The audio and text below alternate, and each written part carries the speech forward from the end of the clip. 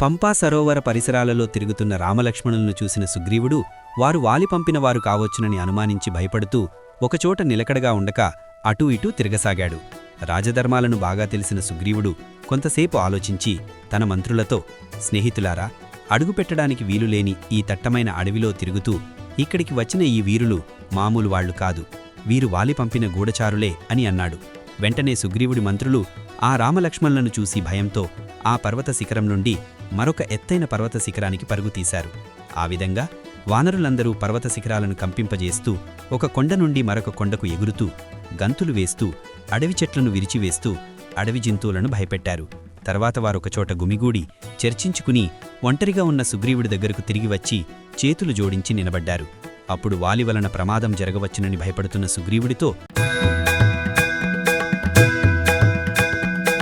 మాటల్లో నేర్పరైన హనుమంతుడు ఈ విధంగా అన్నారు: వానరులారా, మీరందరూ వాలి నుండి ప్రమాదం కలుగుతుందని ఈ పిచ్చి భయాన్ని వదిలిపెట్టండి. ఎందుకంటే ఋష్యమూక పర్వతానికి వాలి రాలేడు. వానరశ్రేష్ఠ, నువ్వు వాలి భయంతో ఆందోళనపడి పరుగు తీస్తూ రక్షణ కోసం ఇక్కడికి వచ్చావు. కాని వాలి మునిశాపం కారణంగా ఈ ప్రదేశానికి రాలేడు. నీ అన్న నీ భార్యను అపహరించిన క్రూరుడు. ఆ దుష్టుడికి నువ్వు భయపడుతున్నావు. వానరులకు రాజువై ఉండి కూడా సాధారణ వానరుడిలా నువ్వు చంచలత్వాన్ని ప్రదర్శిస్తున్నావు. నీ బుద్ధిని, జ్ఞానాన్ని, ఇంగితాన్ని ఉపయోగించి ఇతరుల ప్రవర్తనను బట్టి వారి స్వభావాన్ని గుర్తించి సరైంది తెలుసుకుని ఆచరించు. బుద్ధికి పని చెప్పని రాజు ప్రజలను పాలించలేడు అని సూచించారు. సుగ్రీవుడు హనుమంతుడి చక్కని సూచనలు విన్నాడు.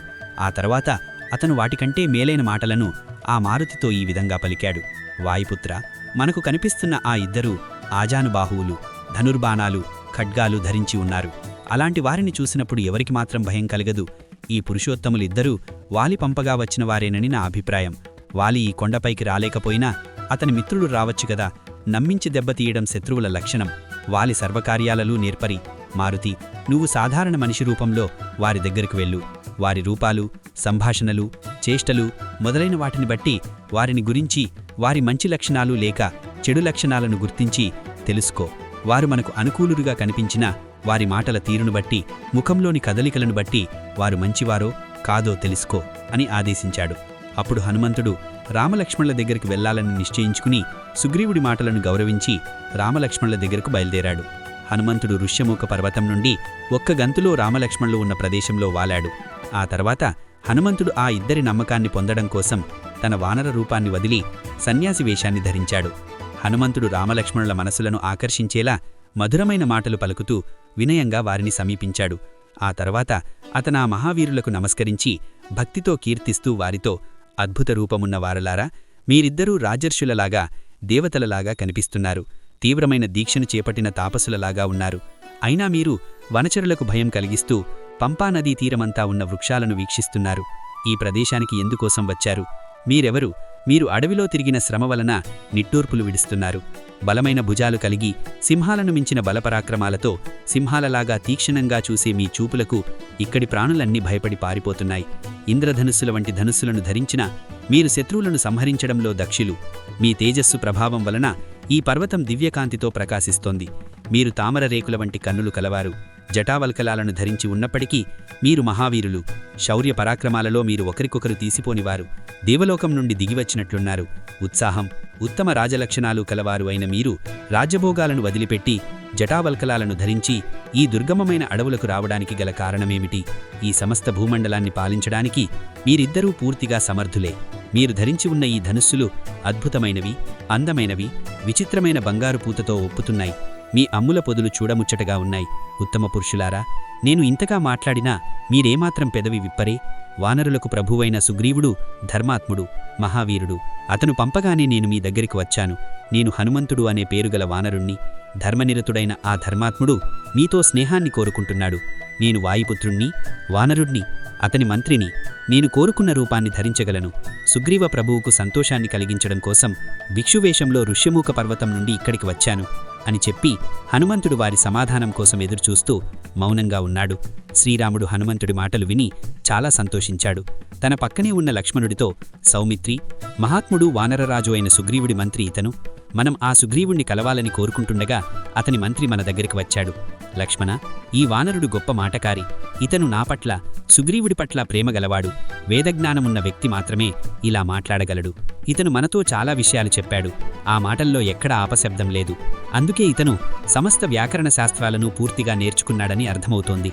ఇతను మాట్లాడేటప్పుడు ముఖంలో, కళ్లలో, నుదిటి భాగంలో, ఇతర అవయవాలలో ఎక్కడా ఎలాంటి వికారం కనపడలేదు. ఇతను తన అభిప్రాయాలను క్లుప్తంగా, స్పష్టంగా చెప్పాడు. ఇతని మాటల్లో అనుమానాలకు తావులేదు. ఆగుతూగాని, అర్థం లేని విధంగా పదాలను విడగొట్టగాని పలకలేదు. ఇతను తొందరపడకుండా, ఆత్మవిశ్వాసంతో మాట్లాడాడు. మనసులోని భావాన్నే స్పష్టంగా తెలిపాడు. ఇతని పలికిన మాటలు వ్యాకరణ శాస్త్రానికి అనుగుణంగా, స్పష్టంగా, క్రమంగా, సహజమైన వేగంతో, చక్కని వరుసలో శుభాన్నిచ్చేవిగా, ఆకర్షణీయంగా ఉన్నాయి. ఈ హనుమంతుడి మాటలు భావాలను స్పష్టంగా తెలియజేయడానికి అనువైన స్వరస్థానంతో పలకబడుతున్నందున ఆశ్చర్యాన్ని కలిగిస్తున్నాయి. చంపడానికి కత్తి ఎత్తిన క్రూరుడు కూడా ఈయన మాటలకు శాంతించి ఆ కత్తిని దించవలసిందే. ఇంతటి బుద్ధికుశలత ఉన్న దూతలు లేని రాజుల పనులు ఎలా విజయవంతమవుతాయి? ఇటువంటి గొప్ప లక్షణాలు కలిగిన దూతలున్న రాజు నిజంగా అదృష్టవంతుడు అని అన్నారు. శ్రీరాముడు ఈ విధంగా చెప్పిన తర్వాత హనుమంతుడితో లక్ష్మణుడు ఈ విధంగా అన్నాడు. విద్వాంసుడా, సుగ్రీవుడి మంచి గుణాల గురించి కబంధుడి ద్వారా ఇంతకుముందే విన్నాం. ఇప్పుడు నీ ద్వారా ఆయన గొప్పదనాన్ని గురించి విని చాలా సంతోషించాం. వానరరాజు సుగ్రీవుణ్ణి కోసం వెతుకుతూ మేము ఇక్కడికి వచ్చాం. హనుమంతుడా, స్నేహం విషయంలో సుగ్రీవుడి ఆదేశం మేరకు నువ్వు పలికిన మాటలకు మేము అంగీకరించాం. నీ సలహాలను మేము పాటిస్తాం అని అన్నాడు. హనుమంతుడు లక్ష్మణుడి మాటలను విని చాలా సంతోషించాడు. సుగ్రీవుడికి వాలిబాధలు తొలగుతాయని మనసులో నిశ్చయించుకుని సుగ్రీవుడికి రామలక్ష్మణులతో స్నేహం ఏర్పడడానికి ఆసక్తి చూపించాడు. హనుమంతుడు శ్రీరాముడికి సుగ్రీవుడి అవసరముందని గ్రహించి శ్రీరాముడు సుగ్రీవుడు పరస్పరం సహాయం చేసుకోవాలనే ఆకాంక్షను గుర్తించి లోలోపల చాలా సంతోషించి సుగ్రీవుణ్ణి మనసులో తలచుకుని సుగ్రీవుడికి రాజ్యం దక్కడం ఖాయమే, కార్యసాధనకు సమర్థుడైన శ్రీరాముడు దొరికాడు అని తనలో తాను అనుకుని చాలా సంతోషించాడు. ఆ తర్వాత అతను శ్రీరాముడితో, రామ, వనాలతో కూడిన ఈ పంపా సరోవర ప్రదేశం పెద్ద పులులతో, భయంకరమైన సర్పాలతో, ఇతర క్రూర మృగాలతో నిండి ఉంటుంది. ఈ దట్టమైన అడవిలో కాలుమోపడం కూడా కష్టమే. మీరు తమ్ముడితో కలిసి ఇక్కడికి ఎందుకు వచ్చారు అని అడిగారు. హనుమంతుడు ఇలా అడగగా శ్రీరాముడి ప్రేరణతో లక్ష్మణుడు శ్రీరాముడి గురించి, దశరథుడు అనే ఒక మహారాజు ఉండేవాడు. అతడు తేజోమూర్తి, ధర్మాత్ముడు. ఆ రాజు ఎల్లప్పుడూ తన రాజధర్మాన్ని అనుసరించి 4 వర్ణాల వారిని చక్కగా పరిపాలించాడు. ఆ మహారాజు కుమారులలో శ్రీరాముడు పెద్దవాడు. ఇతను తన మంచి గుణాలచే ప్రజల్లో ప్రసిద్ధి చెందాడు. సమస్త ప్రాణులకు ఆశ్రయమైనవాడు. తండ్రి ఆజ్ఞను శిరసావహిస్తూ దానికి అనుగుణంగా ప్రవర్తించేవాడు. ఇతడు గొప్ప వీరుడు. దశరథుడు కుమారులందరిలోనూ సద్గుణాలచే శ్రేష్ఠుడు. సమస్త రాజలక్షణాలతో ప్రకాశించేవాడు. రాజ్యసంపదలు కలిగినవాడు. ఇతను తండ్రి మాటను నిలబెట్టడం కోసం కోసల రాజ్యాన్ని వదిలి వనవాసం కోసం ఈ అడవులకు వచ్చాడు. ఈ గొప్ప తేజోమూర్తి భార్య సీతాదేవి ఈ మహాత్ముడి వెంట అడవులకు అనుసరించి వచ్చింది. ఇతను తనకు ఇతరులు కొద్దిగా మేలు చేసినా దానిని కొండంతగా భావించేవాడు. నా పేరు లక్ష్మణుడు. ఈ మహాత్ముడికి నేను చిన్న తమ్ముణ్ణి. ఈయనను సేవించడానికి దాసుడిలా ఈయనను అనుసరించి ఇక్కడికి వచ్చాను. ఈయన ఆశ్రమంలో లేకపోవడం చూసి ఒక రాక్షసుడు ఇతని భార్య అయిన సీతాదేవిని అపహరించుకునిపోయాడు. ఆమెను తీసుకునిపోయిన రాక్షసుడు ఎవరో మాకు తెలియదు. సీతాదేవిని అపహరించిన వానిని మహావీరుడైన సుగ్రీవుడు తెలుసుకోగలడు అని కబంధుడు మాకు చెప్పాడు. నువ్వు అడిగిన విధంగా మా విషయాలను ఉన్నది ఉన్నట్లుగా చెప్పాను. నేను, మా అన్నయ్యన శ్రీరాముడు సుగ్రీవుణ్ణి ఆశ్రయిస్తున్నాం. ప్రపంచానికి ప్రభువైన ఈ రాముడు ఇంతకుముందు విరివిగా దానధర్మాలు చేసి గొప్ప ప్రతిష్టలను పొందాడు.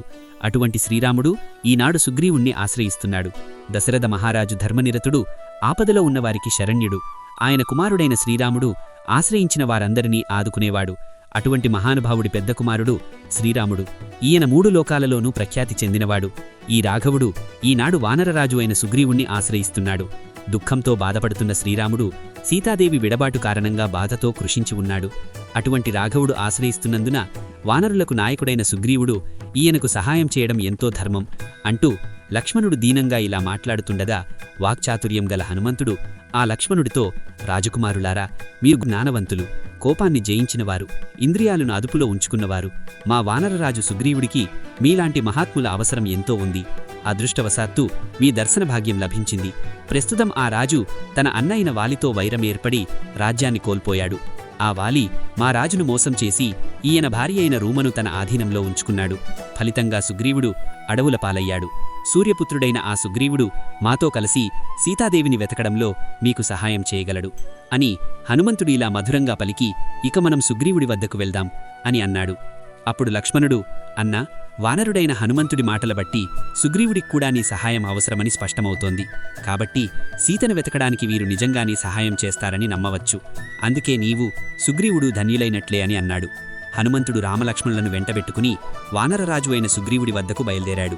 ఆ తర్వాత హనుమంతుడు భిక్షువు రూపాన్ని వదిలిపెట్టి తన వానర రూపాన్ని పొందాడు. అతడా వీరులను తన భుజాల మీద ఎక్కించుకుని ముందుకు సాగాడు. చాలా ప్రసిద్ధుడైన గొప్ప పరాక్రమశాలి, వాయుపుత్రుడు, పవిత్ర ఆత్మ కలిగిన వానర శ్రేష్ఠుడైన ఆ ఆంజనేయుడు తాను ధన్యుడైనట్లు ఆనందించాడు. తర్వాత అతను ఆ రామలక్ష్మణులతో కలిసి ఋష్యమూక పర్వతానికి చేరాడు. ఈ వీడియో ఇంతటితో సమాప్తము. తరువాతి భాగంతో మళ్ళీ కలుస్తాను. జై శ్రీరామ్.